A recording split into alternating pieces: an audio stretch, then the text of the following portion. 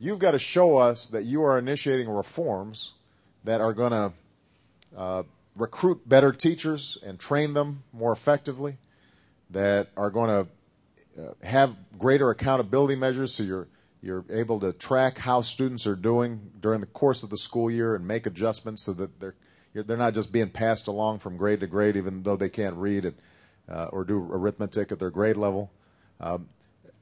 We're going to encourage more charter schools and more experiments in learning across the country. All these reform efforts that we triggered through this competition have meant that 32 states actually changed their laws. It's probably the biggest set of reforms that we've seen nationwide on public education in a generation. Then what we're trying to do is make sure that we're working with community colleges and ensuring that they are providing a great pathway for young people who do graduate from high school. They may not go to four-year colleges right away, but the community college system can be just a terrific gateway for folks to get skills. Some start at community college and then go on to four-year colleges. Some just get technical training, get a job, and then come back maybe 5 years later to upgrade their skills or adapt them to a new business. So we're putting a lot of resources and effort into making sure that community colleges are constantly improving and they're adapting their curriculum to the jobs of the future. So education and growing the economy generally, those are the most important things I can do for poverty. Now, there are other things like, for example, health reform so that people don't lose their homes if they get sick that will help keep people out of poverty. Making sure that we're dealing with domestic violence, which can have an impact on women that then drives them out of homes and puts them into difficult situations. Dealing with our veterans so that if they've got post-traumatic stress disorder, we are treating them quickly before it compounds itself and eventually they end up on the streets. And it's very hard for them then to get back on their feet. Those are all things that are important, and we're going to keep on doing them. But if we can grow this economy and improve our education system, that's going to be the most important thing we can do. So, I'm getting the signal. One more question. Okay. I'm going to have to call on the guy with the collar. What can I do? I didn't mean to outrank you here, but. Sorry, Matt.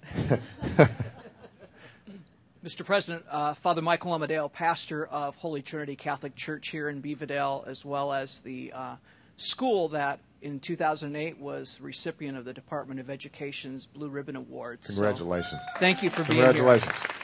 Congratulations. Secondly, thank you for your leadership.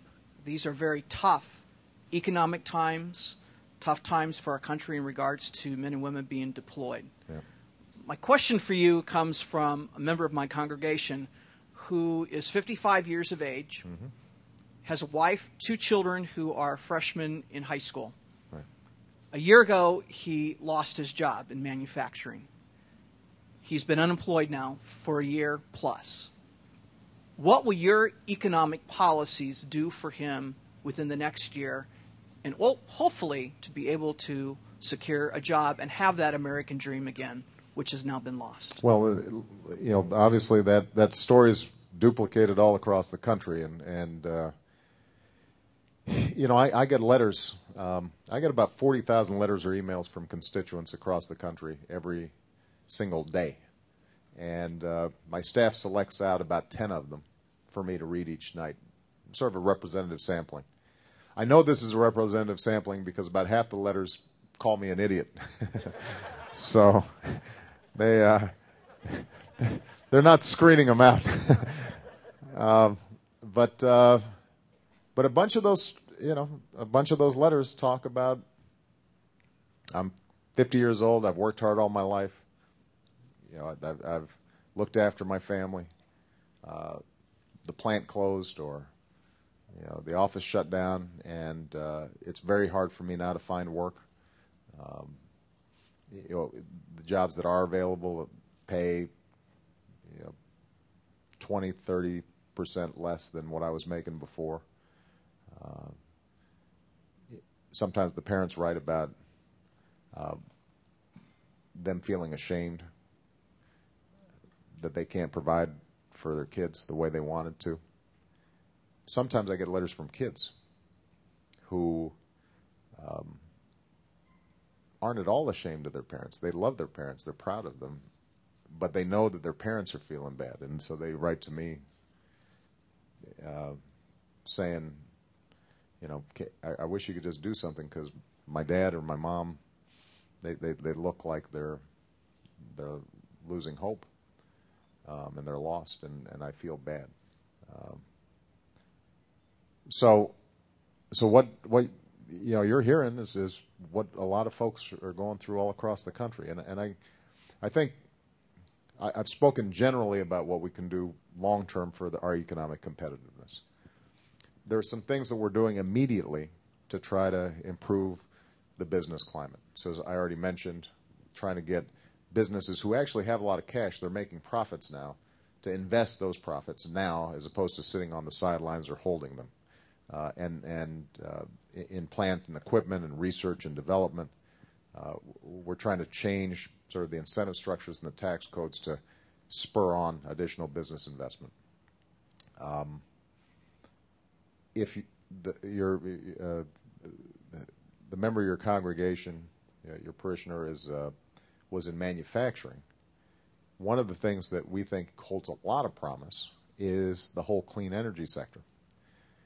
Because some of the manufacturing jobs that have been lost just won't come back, partly because manufacturing has become much more efficient. I mean, a lot of people think that the reason manufacturing has gone down so fast is because all these jobs have been shipped overseas. Well, that's a contributing factor. There's no doubt China took a whole lot of our manufacturing jobs. Prior to that, Mexico. Next will be Vietnam or Malaysia or other countries, just because their wages are much lower.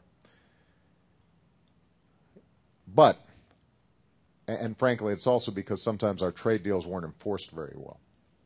And one of the things that I'm saying is I believe in free trade. I think that it can grow our economy. We already heard from a businessman who is involved in international trade. But I think it is very important to make sure that trade is fair and that each side is being treated equally. And right now, that's not always the case. But it turns out that a lot of manufacturing has declined just because it's gotten so much more efficient. You go into a steel plant now that used to take 10 folks to put out one unit of steel. Now you need one person with a computer. When you go into just about any manufacturing plant these days, so much of it is automated. You've got these robot arms, and it's all clean and pristine, and it's a different type of industry now. So that's where a lot of jobs have been lost. But here's the good news. The clean energy sector, I think, is going to be a huge growth sector. And what we did during the Recovery Act was we invested in companies, including companies here in Iowa. I was out at a wind farm. Where was that? Out in Fort Madison. Siemens, where you go here and what was just a shutdown factory, they've reopened. They're building the blades for these massive windmills, and they had just hired several hundred people and were looking at hiring several hundred more because they are seeing some certainty in the renewable energy industry. And so they had actually hired a lot of folks who were coming off traditional manufacturing industries, applying their new skills to these new jobs. The same is happening in advanced battery manufacturing. I don't know how many people here have a hybrid car. You've got a couple of folks. It's it turns out that we weren't making the batteries that are going into these hybrid and electric cars. They were all being made elsewhere. We had about 2% of the market. So as part of the Recovery Act, what we said was, let's invest in creating our own homegrown advanced battery manufacturing.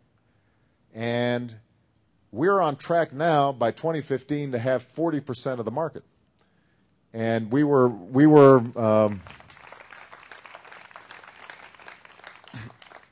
in Michigan and looking at one of these plants.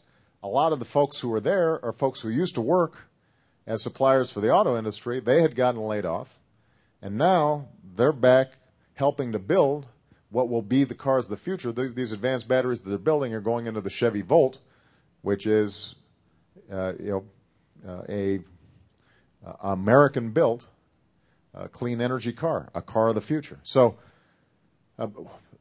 there are still going to be opportunities for skilled tradesmen, people who've worked in manufacturing, but it's not going to be in just these massive factories of the 1950s. It's going to be in these new factories focusing on new industries, and this is where innovation and research and development is so important.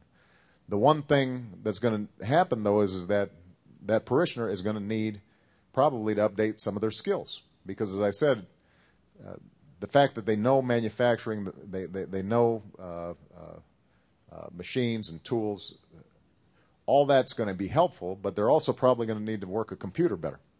They're going to need to know how to diagnose a big, complicated system looking at a flat screen inside the factory, as opposed to tooling around and opening things up to see what's going on. And that may require some retraining, and that's, again, why the community college system can be so important.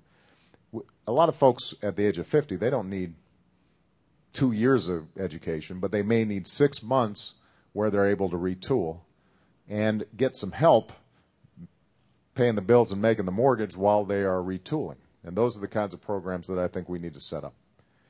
Well, listen, this has been terrific. I am so grateful to all of you for taking the time to be here. As I listen to the questions, it's a good reminder. We've got a long way to go, but I do want everybody to feel encouraged about our future.